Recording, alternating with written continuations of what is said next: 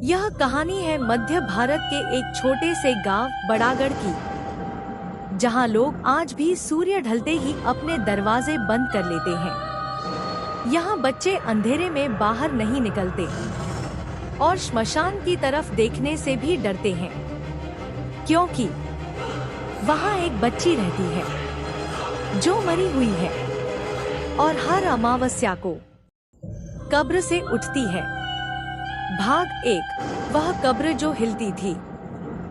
बड़ागढ़ गांव चारों तरफ से खेतों और जंगलों से घिरा हुआ था। गांव के पश्चिमी छोर पर एक पुराना श्मशान था, जहां सालों से किसी ने अंतिम संस्कार नहीं किया था। उस श्मशान में एक छोटी सी कब्र थी। कब्र पर न कोई नाम था, न कोई तारीख, बस मिट्टी से बना एक ढेर और उस पर रखा टूटा हुआ खिलौना। गांव के बुजुर्ग बताते थे, ये कब्र एक बच्ची की है जिसे जिंदा दफनाया गया था, लेकिन कोई खुलकर यह बात नहीं करता था। गायब हुई बच्ची मीरा करीब 15 साल पहले गांव में एक 7 साल की बच्ची रहती थी। मीरा बहुत शांत थी, हमेशा अकेली रहती और अक्सर श्मशान के पास खेलती दिखाई देती। उसकी माँ बहुत पहले मर चुकी थी और पिता शराबी था। गांव वालों का कहना था, इस बच्ची पर कुछ साया है। एक रात मीरा अचानक गायब हो गई। पूरा गांव ढूंढता रहा, जंगल, कुआं, तालाब, लेकिन मीरा नहीं मिली। 3 दिन बाद श्मशान के पास मिट्टी खुदी हुई मिली। अधूरी सच्चाई। गांव के सरपंच ने कहा, कुत्तों ने खोद दिया होगा, लेकिन कुछ लोगों ने देखा था कि उस मिट्टी के अंदर एक छोटी सी चूड़ी दबी हुई थी। मीरा की चूड़ी। लेकिन किसी ने पुलिस को नहीं बुलाया, क्योंकि उसी समय गांव में अफवाह फैल गई। मीरा को भूत ले गया और मामला दबा दिया गया। पहली अमावस्या। मीरा के गायब होने के ठीक 1 महीने बाद अमावस्या की रात, गांव के चौकीदार भगत राम श्मशान के पास से गुजर रहा था। अचानक धक धक धक, जैसे कोई मिट्टी को अंदर से ठोक रहा हो। भगत राम रुक गया। फिर उसने देखा, एक छोटी सी हथेली मिट्टी से बाहर आई। उसके मुंह से चीख भी नहीं निकली। कब्र की मिट्टी हिलने लगी और फिर एक बच्ची का सिर बाहर निकला। वह बच्ची। भगत राम कांपता हुआ पीछे हटा। वह बच्ची मीरा थी, लेकिन वैसी नहीं जैसी पहले थी। उसकी आंखें पूरी काली थी, बाल मिट्टी से भरे और गर्दन एक तरफ मुड़ी हुई। मीरा ने धीरे से कहा, चौकीदार काका, मुझे ठंड लग रही है। भगत राम वहीं बेहोश हो गया। सुबह का मंजर। सुबह गांव वालों ने भगत राम को श्मशान के बाहर पाया। उसके बाल सफेद हो चुके थे। होश में आते ही वह चीखा, कब्र खुल गई है, बच्ची जिंदा है। वो उठती है, वो चलती है। लेकिन जब लोग श्मशान पहुंचे, कब्र बिल्कुल सही थी, जैसे कभी खुली ही न हो। पहला शिकार। उसी रात मीरा का पिता, जो शराब पीकर अक्सर श्मशान के पास सोता था, गायब हो गया। सुबह उसकी लाश मिली, कब्र के ऊपर। उसकी आंखें फटी हुई थी और मुंह से मिट्टी भरी थी। पोस्टमार्टम रिपोर्ट में लिखा था, मौत डर से दिल फटने के कारण। गांव में दहशत। अब गांव समझ चुका था, यह सिर्फ अफवाह नहीं है। हर अमावस्या को कोई बच्चा बीमार पड़ता, कोई आदमी गायब होता और कोई श्मशान के पास मर जाता। लोगों ने उस बच्ची को नाम दिया कब्र वाली बच्ची। एंट्री हंटिंग की शुरुआत। 15 साल बाद एक व्यक्ति गांव में आया। नाम था आर्यन शर्मा, पेशा पैरानॉर्मल इन्वेस्टिगेटर। उसने कहा, मैं उस बच्ची को मुक्ति दिलाने आया हूँ या सच्चाई निकालने। गांव वालों ने उसे रोकने की कोशिश की। जो भी उस कब्र के पास गया है वापस नहीं लौटा। आर्यन मुस्कुराया। जो मरा नहीं वो मरा नहीं होता। और वह श्मशान की तरफ बढ़ गया। श्मशान की पहली एंट्री। रात के ठीक 11:47 बजे आर्यन शर्मा श्मशान के गेट के सामने खड़ा था। चारों तरफ सन्नाटा, हवा में जलती लकड़ी और गीली मिट्टी की बदबू, पीपल के पेड़ से अजीब सी सरसराहट। गांव का कोई भी आदमी इस वक्त यहाँ नहीं आता। आर्यन ने अपने बैग से ईएमएफ मीटर, इंफ्रारेड कैमरा, नमक, हनुमान चालीसा की छोटी किताब निकाली। जैसे ही उसने पहला कदम रखा, ईएमएफ मीटर अचानक तेजी से बीप करने लगा। वह कब्र, वही छोटी सी कब्र, बिना नाम, बिना पहचान। मिट्टी अब भी ताजी लगती थी, जबकि 15 साल हो चुके थे। आर्यन ने फुसफुसा कर कहा, मीरा, अगर तुम यहाँ हो तो मुझे जवाब दो। अचानक ठक ठक ठक, जैसे कोई नीचे से कब्र को थपथपा रहा हो। आवाज, एक बहुत धीमी टूटी हुई आवाज, अंकल, आपने मुझे ढूंढने में इतना समय क्यों लगा दिया? आर्यन का दिल जोर से धड़का। उसने कैमरा ऑन किया। स्क्रीन पर तापमान 27 डिग्री सेल्सियस से गिरकर 4 डिग्री सेल्सियस हो गया। नन्हे पैरों के निशान कब्र के पास, छोटे छोटे पैरों के निशान बनने लगे, लेकिन वहां कोई दिखाई नहीं दे रहा था। पैरों के निशान आर्यन की तरफ बढ़ रहे थे। आर्यन ने नमक की एक लाइन खींची। जैसे ही निशान नमक के पास पहुंचे, छी, एक दर्दनाक चीख। निशान वहीं रुक गए। मीरा का रूप धीरे धीरे हवा में एक आकृति बनने लगी। पहले बार, फिर चेहरा, मीरा, लेकिन उसकी गर्दन आधी धंसी हुई, होंठ नीले, आंखों से काला पानी बहता हुआ। वह मुस्कुराई। उन्होंने मुझे सांस लेने नहीं दिया। दबी हुई सच्चाई। मीरा की आवाज अब कांप रही थी। अंकल, मुझे भूत नहीं बनना था। आर्यन ने पूछा, तुम्हारे साथ क्या हुआ था? मीरा ने श्मशान की मिट्टी की तरफ इशारा किया। अचानक जमीन के अंदर का दृश्य आर्यन के दिमाग में चलने लगा। फ्लैशबैक, जिंदा दफन। मीरा को उसका ही पिता और गांव के 2 आदमी रात में उठाकर लाए थे। मीरा रो रही थी। पापा, मुझे डर लग रहा है। पिता ने कहा, तू अपशकुन है। गांव की हर बीमारी तेरे कारण है। उन्होंने मीरा को गड्ढे में धकेला। मिट्टी डालते समय मीरा चीखी, मैं सांस नहीं ले पा रही हूँ। लेकिन किसी ने नहीं सुना। मीरा की मौत। अंधेरा, घुटन, मिट्टी मुंह में।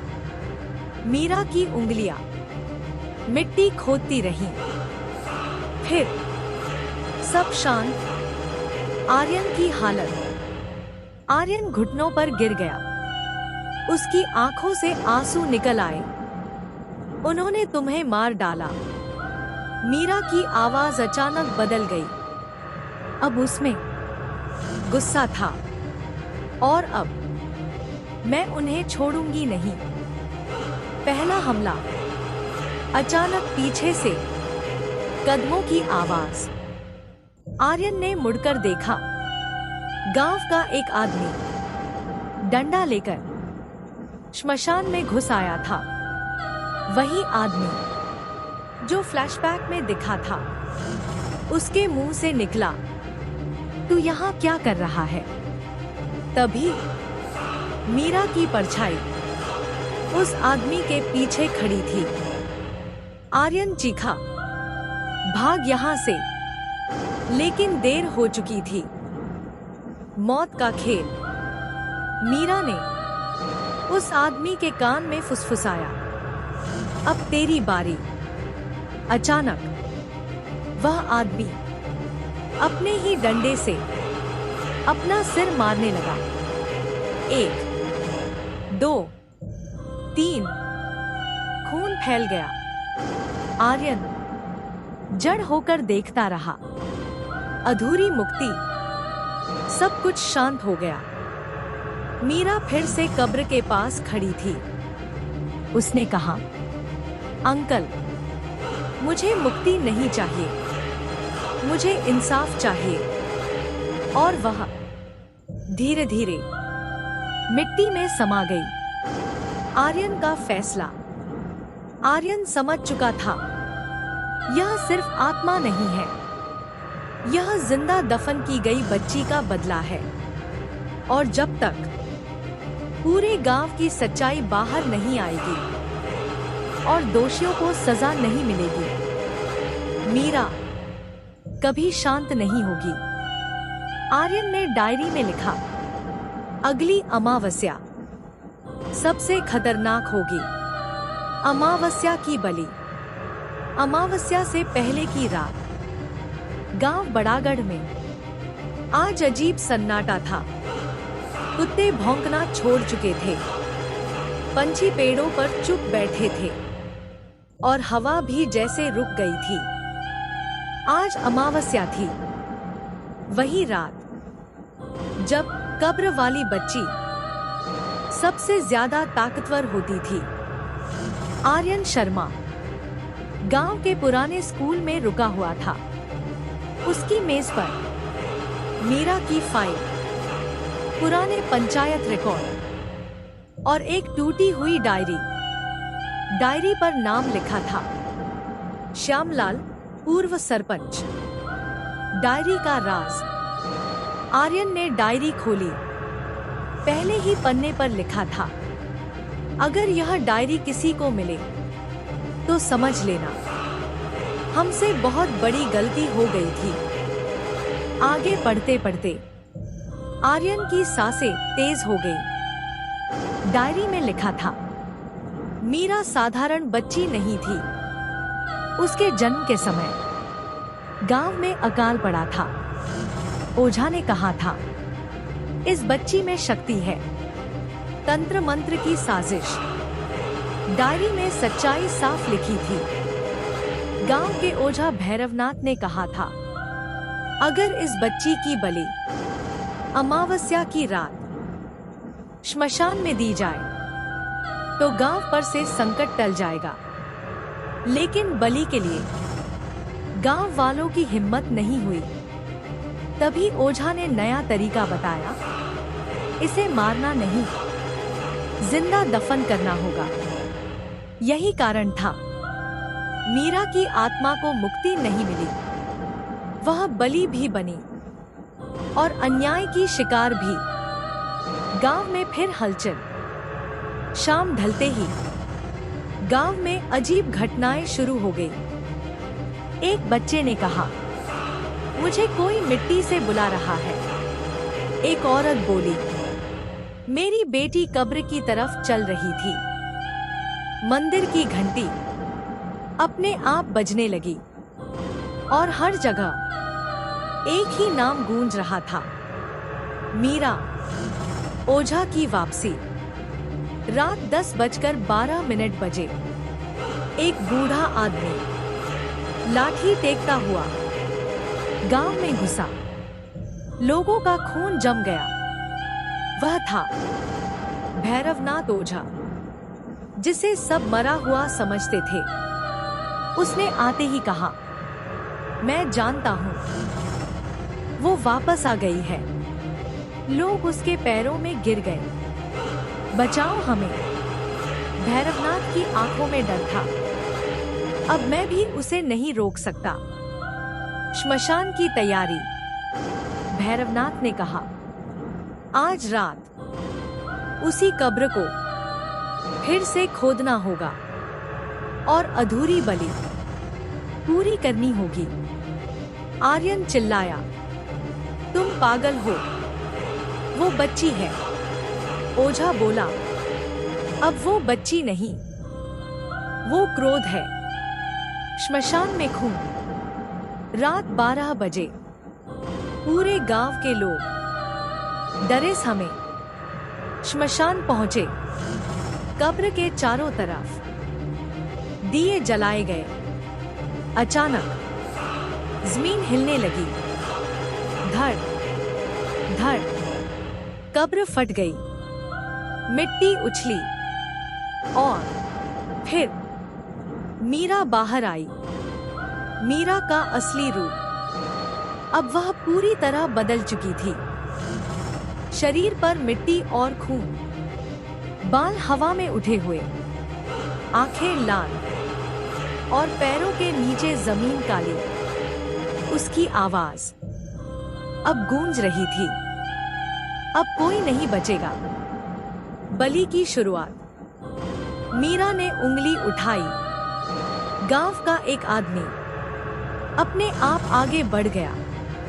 वही आदमी जिसने मिट्टी डाली थी। मीरा बोली, तूने मेरी सांस छीनी। उस आदमी का शरीर मरोड़ खाने लगा और धपाक वह जमीन पर गिर पड़ा, मरा हुआ। आर्यन की कोशिश। आर्यन आगे बढ़ा। मीरा, दोषी सब नहीं है। मीरा रुकी। पहली बार उसकी आंखों में आंसू थे, लेकिन किसी ने मुझे बचाया भी नहीं। सच्चाई का खुलासा। आर्यन ने जोर से कहा, तेरा पिता अभी जिंदा है। मीरा सन्न रह गई। वो नहीं मरा था, वो भाग गया था।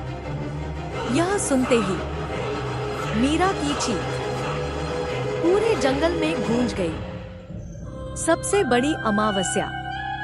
भैरवनाथ चिल्लाया, अगर आज इसे रोका नहीं तो यह गांव खत्म हो जाएगा। आर्यन ने समझ लिया, अब या तो पूरा सच सामने आएगा या फिर कोई नहीं बचेगा। मीरा की परछाई आसमान तक फैल गई और श्मशान में अंधेरा और गहरा हो गया। श्मशान में पसरा सन्नाटा। मीरा की चीख के बाद श्मशान में ऐसा सन्नाटा छा गया जैसे पूरी दुनिया ने सांस रोक ली हो। दिए बुझने लगे, हवा उल्टी बहने लगी, पीपल के पत्ते खून की तरह लाल दिखने लगे। मीरा की आंखें अब सीधे आर्यन पर टिकी थी। अंकल, अगर वो जिंदा है तो मुझे उससे मिलना है। उसकी आवाज में गुस्सा नहीं, बस अंतहीन पीड़ा थी। पिता की तलाश। आर्यन ने पंचायत की पुरानी फाइलें खंगाली थी। एक नाम बार बार सामने आ रहा था, रघुवीर, मीरा का पिता। रिकॉर्ड में लिखा था मृत, लेकिन आर्यन जान चुका था यह झूठ था। असल में रघुवीर घटना के बाद गांव छोड़कर जंगल के पार एक वीरान खदान में छिप गया था। जंगल की ओर रात के 2:30 बजे आर्यन, भैरवनाथ ओझा और 3 गांव वाले लालटेन लेकर जंगल की ओर बढ़े। पीछे पीछे मीरा की परछाई उनके साथ चल रही थी। जहां भी वह जाती, पेड़ सूखने लगते और जमीन ठंडी पड़ जाती। वीरान खदान, खदान के अंदर सड़ांध और डर की बदबू थी। अचानक का इका कौन है? एक कांपती हुई आवाज। रघुवीर, सफेद दाढ़ी, डरी हुई आंखें और हाथ में शराब की बोतल। वह चिल्लाया, मैंने कुछ नहीं किया। ओझा ने कहा था, गांव के लिए जरूरी है आमना सामना। मीरा धीरे धीरे सामने आई। रघुवीर उसे देखते ही जमीन पर गिर पड़ा। नहीं, तू मर चुकी है। मीरा ने कहा, पापा, मुझे सांस नहीं आ रही थी। रघुवीर फूट फूट कर रोने लगा। मैं डर गया था। उन्होंने कहा था, अगर तू नहीं मरी तो गांव मरेगा। सच्चा पाप। मीरा ने धीरे से पूछा, जब मैं मिट्टी में हाथ मार रही थी तब आपने क्यों नहीं रोका? रघुवीर के पास कोई जवाब नहीं था। उसका मुंह खुला था लेकिन आवाज नहीं निकल रही थी। आत्मा का क्रोध। अचानक मीरा का चेहरा बदल गया। आंखें काली, हवा तेज, खदान की दीवारें दरकने लगी। भैरवनाथ चिल्लाया, अब ये आत्मा नहीं, प्रेत शक्ति बन रही है। मीरा की आवाज गूंज उठी। अब बहुत देर हो चुकी है। आर्यन की आखिरी कोशिश। आर्यन आगे बढ़ा। मीरा, अगर तुम उसे मार दोगी तो तुम भी उसी जैसे बन जाओगी। मीरा रुकी। पहली बार उसकी आंखों में दुविधा थी। सच का सार्वजनिक स्वीकार। आर्यन ने रघुवीर को घसीटकर बाहर लाया। पूरे गांव के सामने रघुवीर टूट गया। उसने चिल्लाकर कहा, मैंने अपनी बेटी को जिंदा दफन किया था। गांव के डर और लालच के लिए गांव में हाहाकार मच गया। औरतें रोने लगी। मर्दों ने सिर झुका लिया। आत्मा का फैसला। मीरा श्मशान की तरफ देख रही थी। अब सब जानते हैं, लेकिन मेरी सांसें कौन लौटाएगा? भैरवनाथ बोला, तुझे मुक्ति चाहिए तो अंतिम संस्कार पूरा करना होगा। अंतिम तैयारी। मीरा की कब्र फिर से खोदी गई। इस बार पूरे मंत्रों के साथ, पूरे सम्मान के साथ और पूरे गांव की गवाही में मीरा की अस्थियां अग्नि को सौंपी गई। विदाई। अग्नि जलते ही मीरा की आकृति हल्की होने लगी। उसने आर्यन की तरफ देखा। अंकल, धन्यवाद। फिर अपने पिता की ओर। अब डर तुम्हारा साथी होगा। और वह रोशनी में बदल गई। शांति या तूफान। अगली सुबह गांव में शांति थी, लेकिन रघुवीर अचानक गायब हो गया। केवल उसकी खूनी चप्पल कब्र के पास मिली। नई सुबह। अजीब खामोशी। बड़ागढ़ गांव में सूरज तो उगा, लेकिन उसकी रोशनी में भी डर छुपा था। पंछी लौट आए थे। मंदिर की घंटी फिर से बज रही थी, पर लोगों के दिलों में अब भी एक सवाल था, क्या मीरा सच में चली गई? श्मशान अब शांत था। कब्र की जगह एक छोटा सा चबूतरा बना दिया गया था। लोग मान चुके थे, सब खत्म हो गया, पर आर्यन नहीं। आखिरी निशानी। आर्यन श्मशान के पास खड़ा था जब उसकी नजर मिट्टी पर पड़ी। छोटे छोटे पैरों के निशान, ताजा। उसका दिल बैठ गया। अगर मुक्ति मिल गई थी तो ये निशान किसके हैं? ईएमएफ मीटर निकाला गया।